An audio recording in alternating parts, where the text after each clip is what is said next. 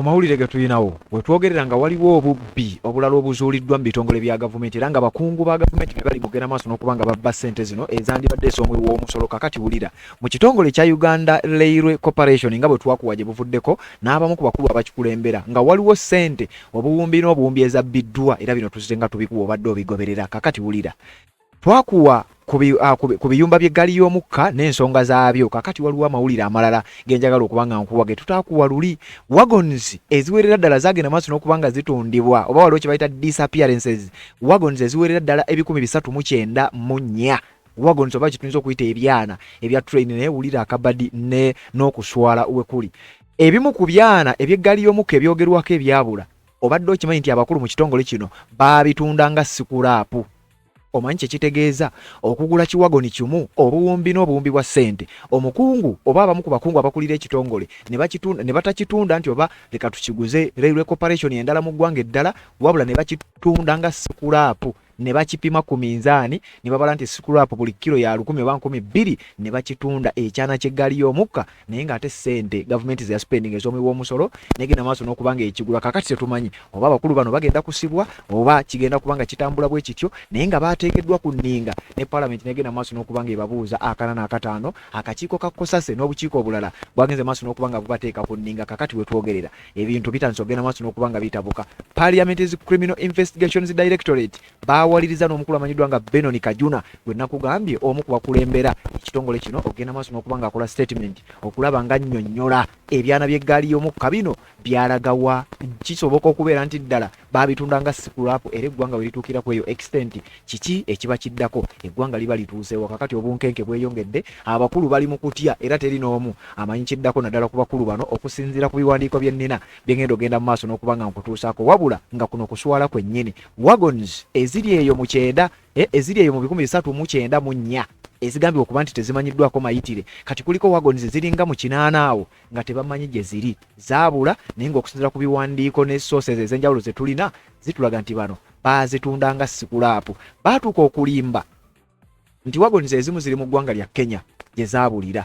Okunoonyerezebwa kugenza okukolebwa nga kirabika si bwe kiri era baababuuzizza akana n'akataano bannyonnyole era baleete n'obujulizi obulaga nti ebyo ebyabulira Kenya nga bwe bagamba balina kaweefube yenna bwe baali bataddewo okugenda maaso n'okuba nga babinyoonya bonna nga bali mu kuta amatama nga ntengo. 394 tubadde tusinkana Uganda Rail okutegeera embeera bali mu mbeera ki.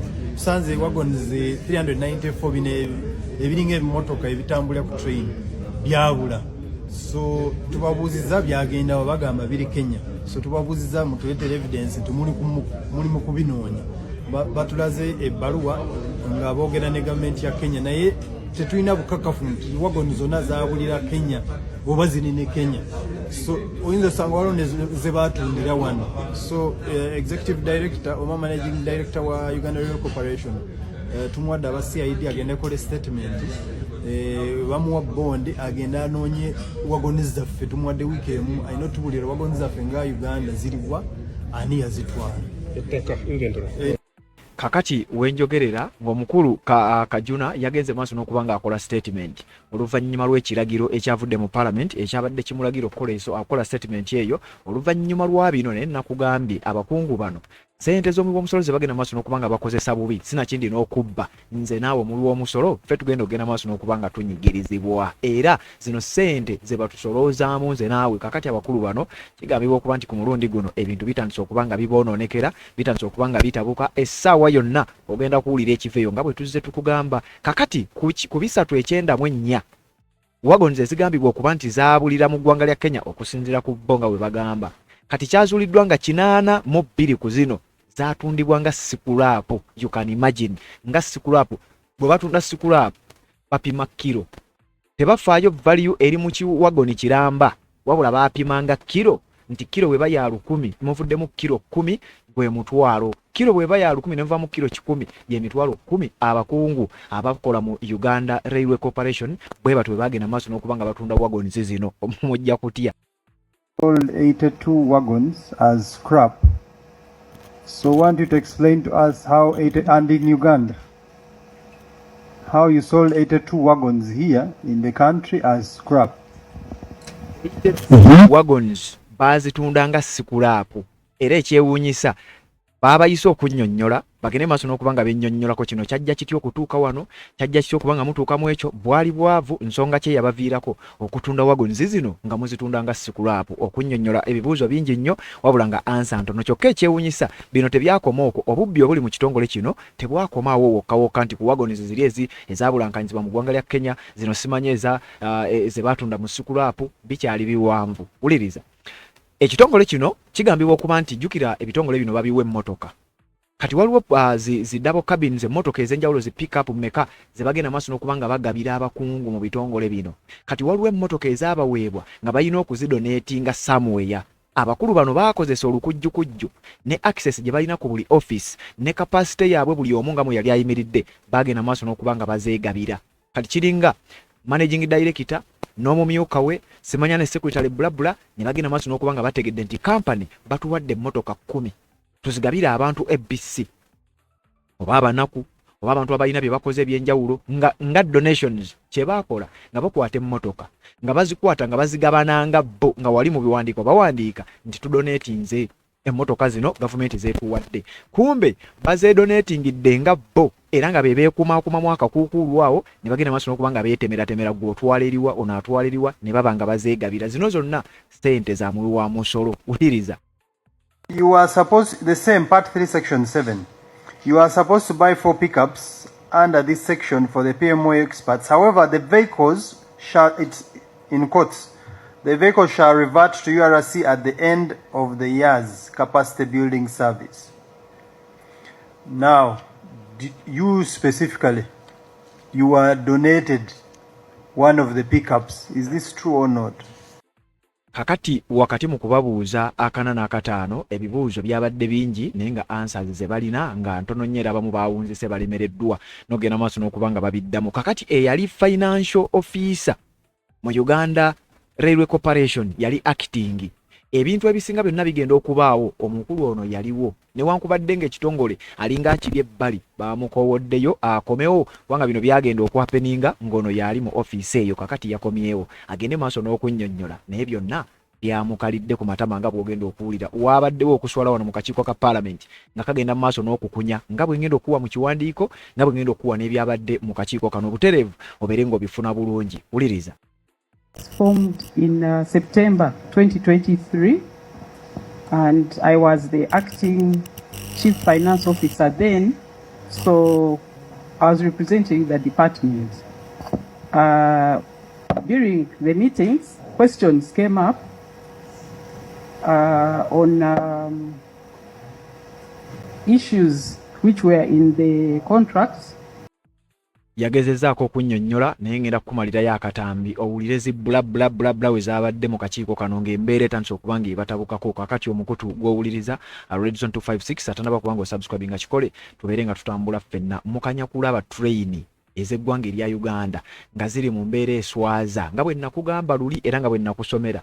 Kumbe abakulu abakola mu bitongole bino bagenda maaso n'okuba nga ssente bagenda maaso n'okuzikozesa ebyabwe personal interests. Naye ekyewuunyisa era ekisinga okwennyamiza bavaayo okubeera nga bakwatibwa singa bino biba bimaze okuba nga bibakka mu vi. Kati njagala tugende empola nkutwale ku step by step nkulage nga bwe byabadde mu Parliament, then nkuzeeyo bino byatandika bitya. Nkugambye abakulu wagons 394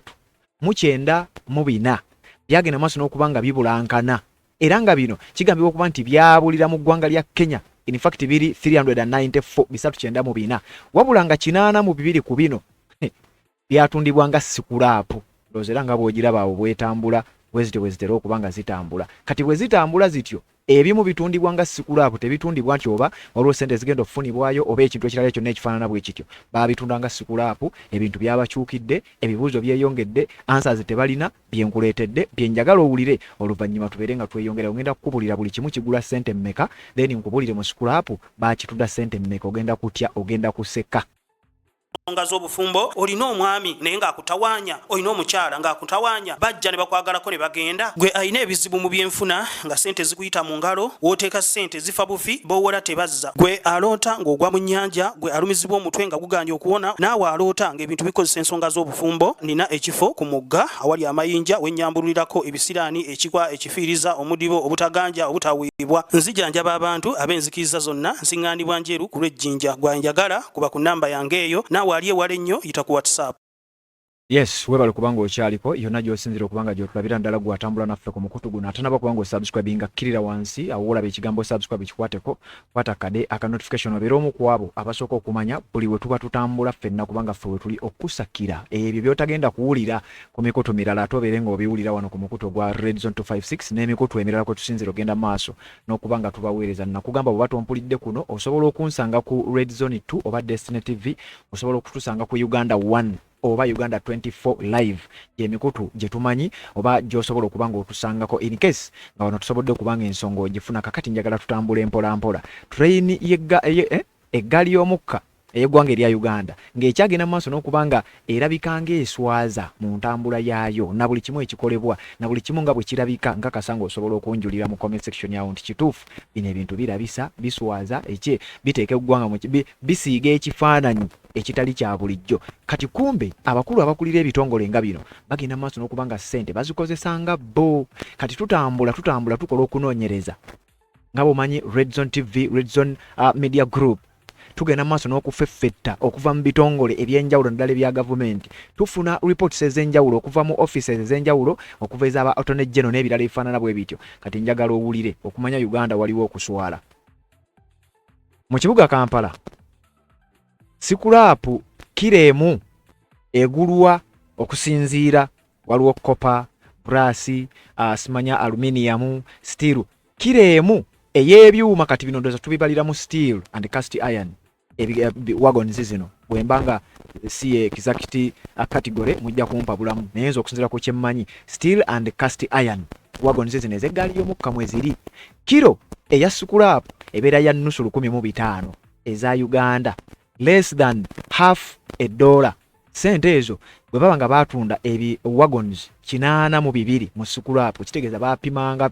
buli kilo 1,500 ze batundanga bwe baba batundanga 1,500 kitegeeza mu kilo 10 ez'ebyuma ebyo abakungu ba Uganda Railway Corporation ze batunda baba bafuna omutwalo gumu mu kilo 10 baba bafuna emitwalo 10 mu ttani emu ba kilo 10 baba bafuna sikakadde kakati kitegeeza weba tuwe batambula naye njagala wano nsooke nkuwawulire wagoni emu ebeera mu kilo mmeka era njagala okubisaawo okusinzira ku statistics n'ebiwandiiko byensobola okubaako nabyo tons nga 20 oba 30 wagoni emu bweti oba ekiyumba kimu bwe kiti kati bwe kiba nga kyalimu tons 20 nga buli kilo ya 1,500 mbalirabaliramu awo mpandikire mu comment section oŋŋambe nti buli kiyumba we kiba nga kyali ku ttani kyalina ttani tubalire waggulu nti kale ekiyumba kimu kirina ttani 3,000 metric tons 3,000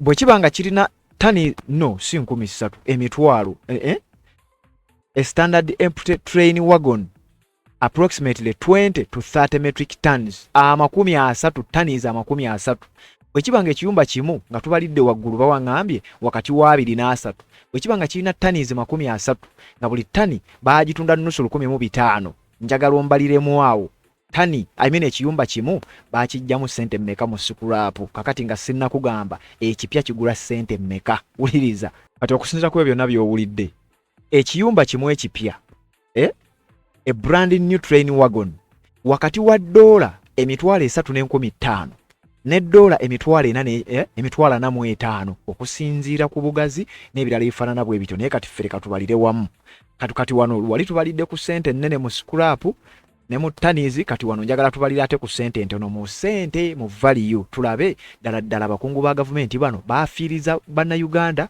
bakola bya kisiru nnyo oba oli awo baali bafunamu nga bo nga ffe tutamanyi $3,1500 eza $, minimum wagoni empya mu za Uganda nga bwe bukadde nga 130 wakati w'obukadde 13 ne 1.60 billion Ugandan shillings ze sente zigambibwa okuba nti zibalirirwamu wagoni emu. Kati njagala okwata ekibalo ekyo okintere mu comment section ombuulire bano abakulu kiki kye baali bakola era kyali kitegeeza ki eri eggwanga. Kakati njagala tutambule nkulage butya bwe bagenda maaso n'okubanga bakola ekyajabu ekyakolebwa mu gavumenti y'eggwanga erya Uganda.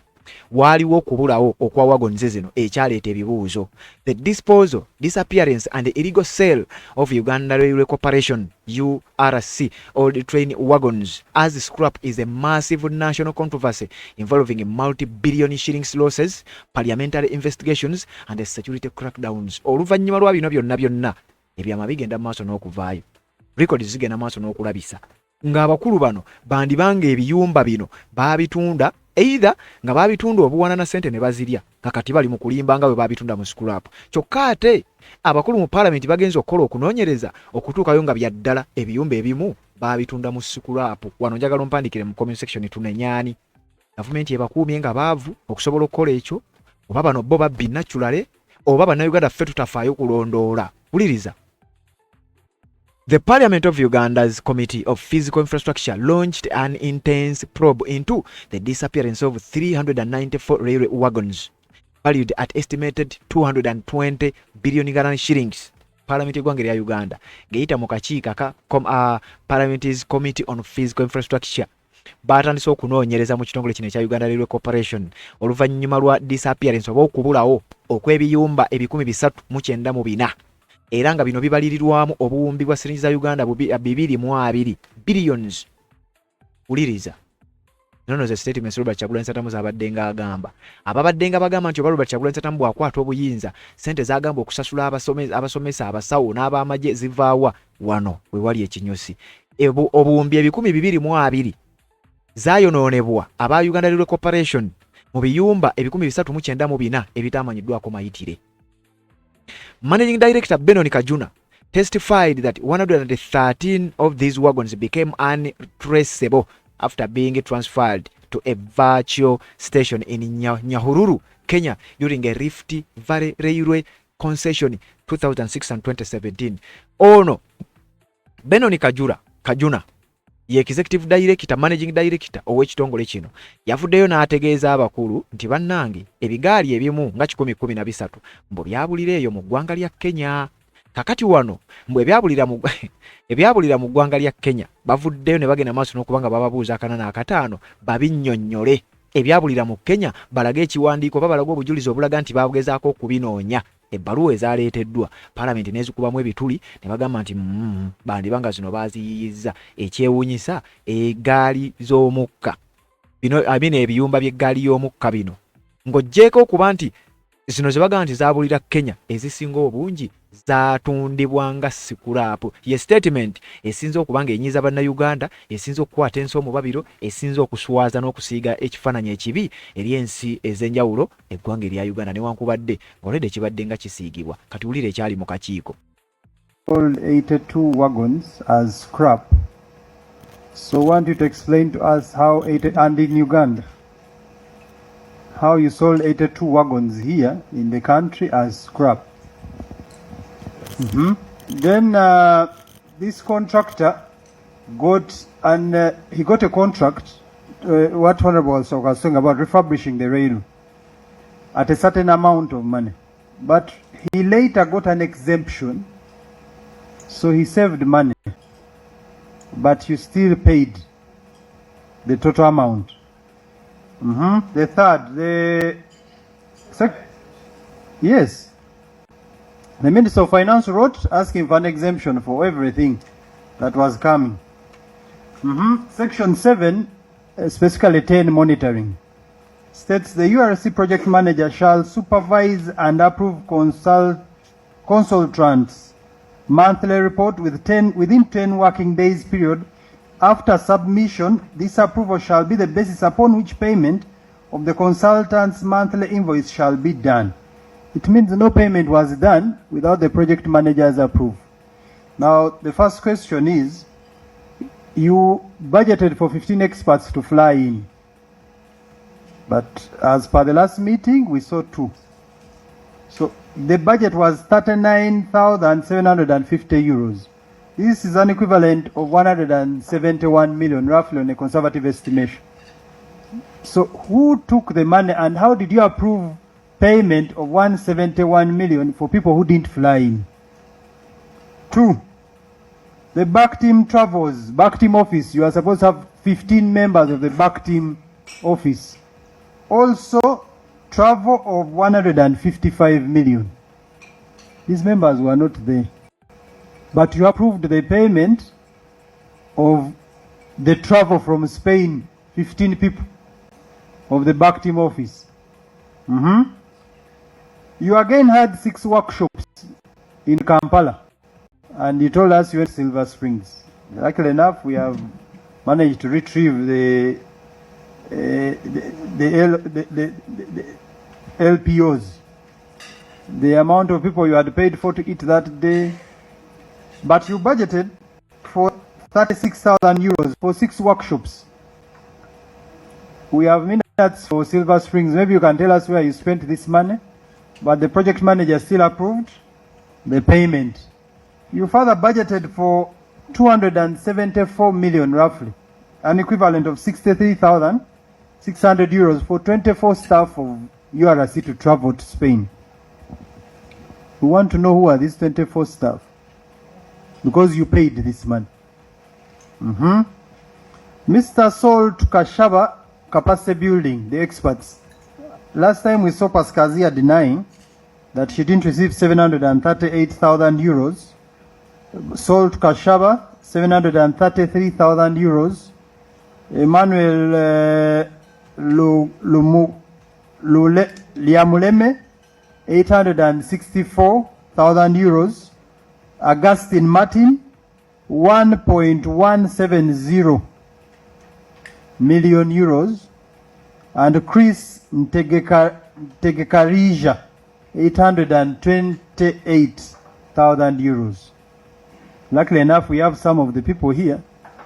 We want you to tell us, because that means the project manager approved these payments, and even when some of these didn't participate in training, some of these experts did not come. So we want to know who took this money. How did consultants know who to recruit?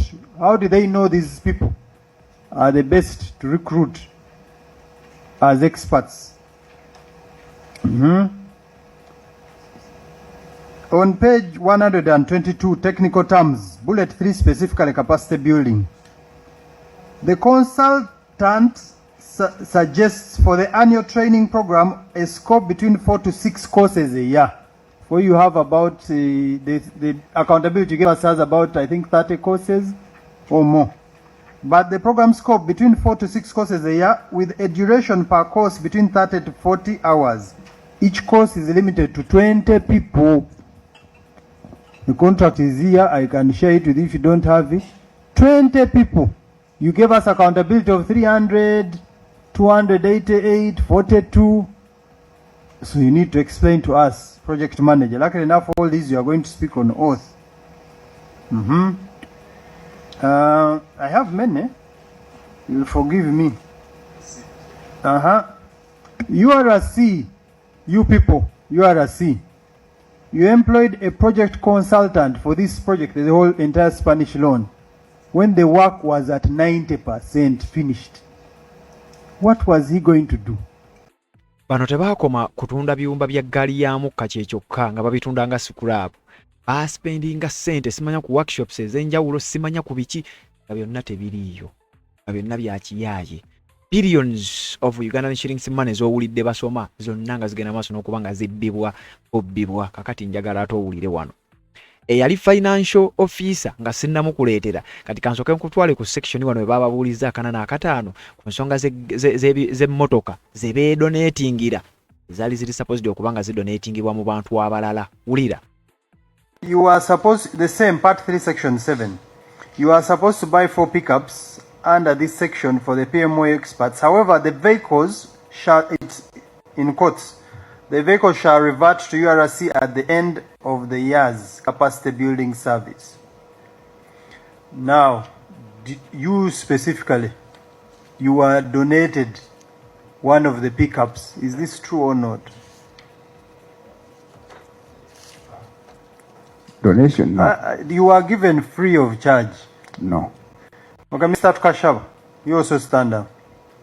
I'm sorry if I pronounce it badly.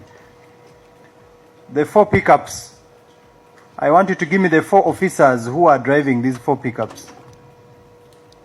Because the contract states these pickups should have reverted back to URC at the end of the 3 years capacity building service.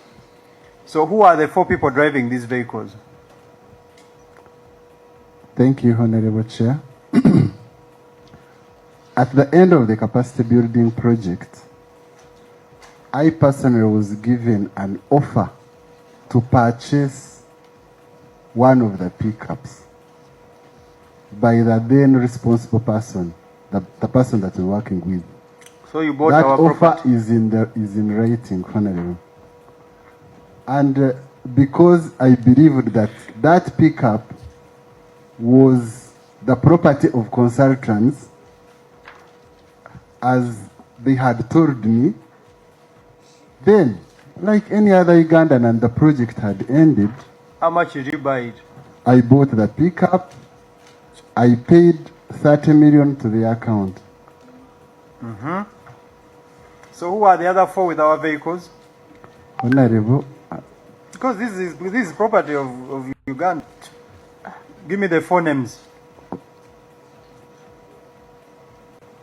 Honorable, I believe consultants can. Because I You know are the all pickup. driving these vehicles. I know the pickup that I'm driving, Honorable. And you know the colleagues driving similar pickups. The other day the MD was here lamenting how he came and fought for the vehicles to be returned, They brought him 2 old ones. and he has only 2, the rest he could not salvage. Now it has come to the attention of the committee that 4 of you seated here are driving these vehicles. And they are registered in your names. So you want me to ask you again, who are your colleagues who are driving these vehicles? Honorable Chair, I know that I own one of the pickups. I Please, bought it. we are not Probably another request- person that I had that owns the vehicle is Mr. Chak. To check with. Where is Ochaki? Kindly Okay. stand up. Are you driving this vehicle? Thank you, Chair. My name is Abubakar Ochaki. I was the COO for Uganda Railways Corporation. The car I drive, I bought it from Consultrans, but it's not among the pickup. It was the one that was being driven by the expert. They sold those cars, and I paid directly using another TGS from my company to them, not the pickup. So they had Mr. cars. Ochaki, you are driving a Pajero. Yes. Pajero, which was being driven by the leader, by the head of the agency. But Your Chair, you know, it is very interesting. And people kati abakungu bano nga kitegeeza n'emmotoka ze bavuga ziriko akabuuza ziriko question mark tebaakoma kubba biyumba bya gaali ya mukka byokka wabula nga n'emmotoka zennyini ze bavuga zaali ziri supposed kuweebwa abantu balala bo ne bagenda maaso n'okubanga abakungu bazeegabira kakati wenjogerera ng'oggyeko ekyokubeera nti eggaali y'omukka naawe kennyini ampuliriza nkakasa ng'ekuswaza bw'ogiraba nti ye Uganda bw'etyo bw'efaanana bw'etyo bw'erabika eteekwa okuba ng'ekulabisa era ng'ekuswaza naye ng'abakulu bagenda maaso n'okubanga akasente bakeezibika era nga bw'owulidde ebiyumba babitunda mu scrap ebiyumba 82 byagenda maaso n'okubanga bitundibwa mu scrap nga baapima kilo buli kilo ya 1,500 ne bajjamu tanizi ne tanizi ne bagenda maaso n'okubanga bazitunda kyokka ng'ekiyumba kimu kiri mu ssente ziri mu buwumbi n'obuwumbi nga bwe nkugambye eza ssente wano mu ggwanga erya Uganda kakati wuliriza okusinziira ku kiwandiiko ekya Parliament Watch nga bagenda maaso n'okwongera okugaziya n'okunnyonnyola ensonga eno byatandise bitya byazze bitya bino byatuuseemu ne poliisi ekitongole kya CID oba Criminal Investigations Directorate bagenze maaso n'okubanga batwala omukulu amanyiddwa nga Executive Director amanyiddwa nga Kajuna ogenda maaso n'okubanga akola statement olw'ensonga nti yakulembera ekitongole kino ekyalabikiddemu obubbi obw'ekika ekya waggulu ne batandika okubuzaabuza n'ebibuuzo ne bibalema okuddamu wuliriza okusinziira ku kiwandiiko kino nga kyafulumidde ku mukutu gwa Parliament Watch kwe tutera okugamba nti gyagimu ku mikutu egitusakira ag'omu Parliament ate naffe ne tujja netuga extending n'oba ng'ogafuna bagambye Parliament has ordered the Managing Director of Uganda Railway Corporation URC Benon Kajuna to record a statement with the Parliament's Criminal Investigations Directorate CID over the mysterious disappearance of 394 railway wagons valued at approximately 220.8 billion Ugandan shillings, escalating one of the country's largest unresolved public asset accountability scandals. Kati wano obango badde owulira zi scandals ez'enjawulo. Uganda mwefiiriddwa ssente ng'abakungu ba gavumenti bennyini, jjukira abakungu bano balondebwa omukulu, palamenti n'egenda ne ba-approvinga. Kati kiba kitegeeza palamenti evunaanyizibwa ku bino, akakiiko aka commission aka-approvinga abantu bano, omukulu abalonda yasinga okubeera ng'avunaanyizibwa ku bino kubanga bano be bantu be bagenda maaso n'okuba ng'alonda. Kati kabonero akalaga nti yonna system eba evunaanyizibwa. Ebiyumba by'eggaali y'omukka ebibalirirwamu obuwumbi bwa siringi za Uganda 220 zagenda maaso n'okuba nga ebiyumba bino nga bibulawo ebiyumba 394, wabula nkugambye ono Benon Kajuna yatuwaliddwa ku CID offices ez'oku parliament, n'agenda maaso n'okuba nga bamuggyako statement ku bubbi buno obwagenda maaso n'okuba nga bukozesebwa. Kakati wulira ku biyumba 394 ebimu bagamba mbu byabulira Kenya, ebirala bagamba mbu babitunda mu sukulapu newankubadde nga babyeganya, naye okusinziira kunoonyereza kino kigenze maaso n'okuba nga kikakasibwa. The directive issued on Thursday by the chairperson of Parliament's Committee on Physical Infrastructure, Mwine Mpaka, followed what legislators described as unsatisfactory explanations from the Uganda Railway Corporation regarding the whereabouts of railway wagons belonging to both Uganda and neighboring Kenya. Obadde okimanyi nti bano abakulu mu biyumba by'eggaali bye babba mwalimu n'ebyeggwanga lya Kenya. Yensonga lwaki omu ku bakulu be baabuuza 4 na 5 wamuwulidde ng'aye awozaako yeekwasa nti ebimu byabulira Kenya, okusobola okujustifyinga kino nti ebimu byali by'e Kenya, ndowooza ne babibulankanya awo mu magezi awo, naye baabasabye obujulizi n'ebiwandiiko byonna, records zonna eziraga nti ddala baali kugamba nti baagezaako okunoonya bye bagamba nti byabulira Kenya. Kyokka ate ng'okusinziira ku investigations ez'enjawulo ezizze zikolebwa, ebigaali 82 nga bwe ngenda okusomera awo byatundibwa nga sikulapu kilo ey'olukumi-mu-500. Bano nno nga bakungu bafuna omusaala ogwa gavumenti, bakungu abalina offices ez'enjawulo nga bamu balina ne security, balina n'obukuumi. Kakati wulira mu kiwandiiko kino nga bagamba nti the development transforms what had largely been treated as an administrative audit query into a potential criminal investigation involving public asset management, accountability, cross-border cooperation and a possible abuse of office. Wano okunoonyereza kugenda maaso n'okubanga kubakolebwako mu ngeri gye bamanagingamu assets eza bannayuganda, kubanga this is a public asset, bya bannayuganda ffe tubiweera omusolo.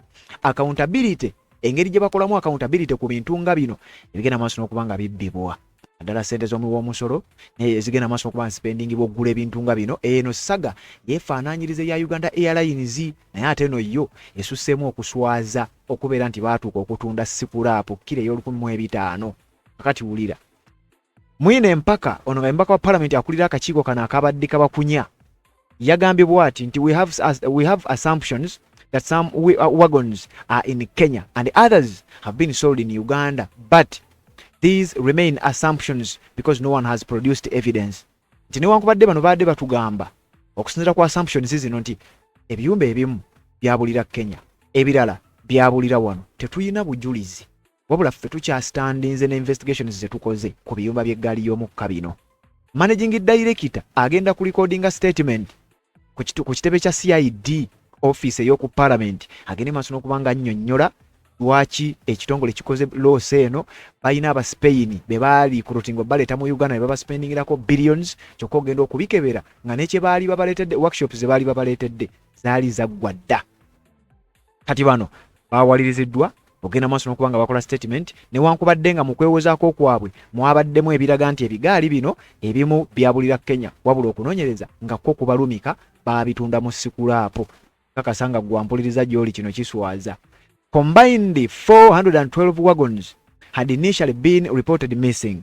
Although 18 were later located, 394 wagons remain unaccounted for, representing an estimated loss of 59.1 million US dollars, approximately 220.8 billion Ugandan shillings.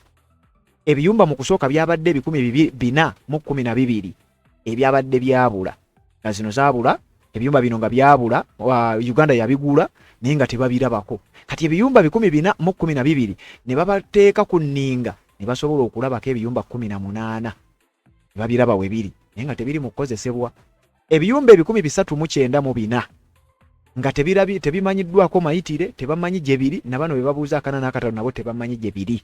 Kati wulira obuzibu bwavudde nga loosi kitegeeza Uganda eba ekoze loosi ya bukadde bwa $5.9 n'emitwalo 10 mu za Uganda approximately obumbi 220 doza n'emitwalo nga 8. Kati bagenda okunoonyereza bakizuula nti ebiyumba bino tebaabitunda byonna era ebimu tebaabikukusa nti baba bitwale Kenya babitunde bafunemu ssente. Bino ebiyumba baabitunda nga sikulapu, nga bonaapima sikulapu n'okwata kilo ya 1500 ne mubala kilo ezivuddemu, nakugambye ekiyumba kimu kibalirirwamu taniz wakati wa 23.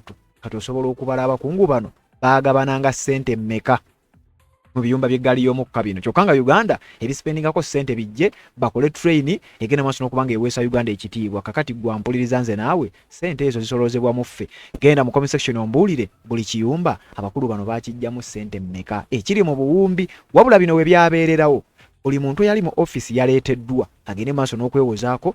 Abamu baalemereddwa, abamu baawozezza bye baawozezza, wabula oluvannyuma lw'okukola statement ku office ya CID bagenda maaso n'okubanga bakyanoonyerezebwako. Buli ekigenda okuvaayo tujja kikuwaka. Nkuzzeeyo ku kyabadde mu Parliament nga bababuuza akana n'akataano nga buli omu agenda maaso n'okwewozaako mu mbeera ey'okuswaza.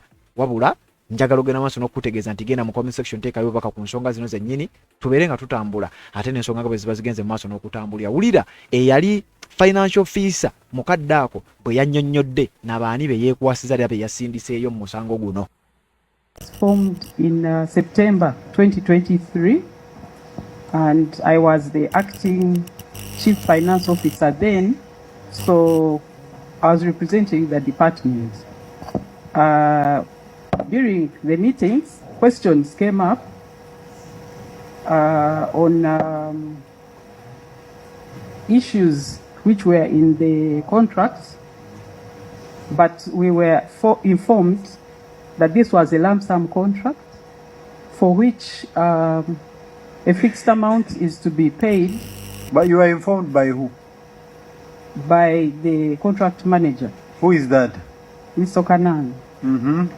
And also that the only deliverable was the report, the monthly report.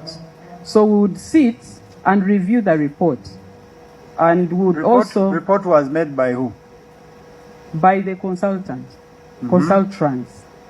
So it would be submitted to the contract manager, the project manager or whatever, and he would bring it and would discuss it. And we would actually review the report to see whether trainings have been done, to see whether the staff attended the trainings, and also to follow through whatever was made for our particular departments, because each department now on the team which was formed, each department was represented, so each one would check their area.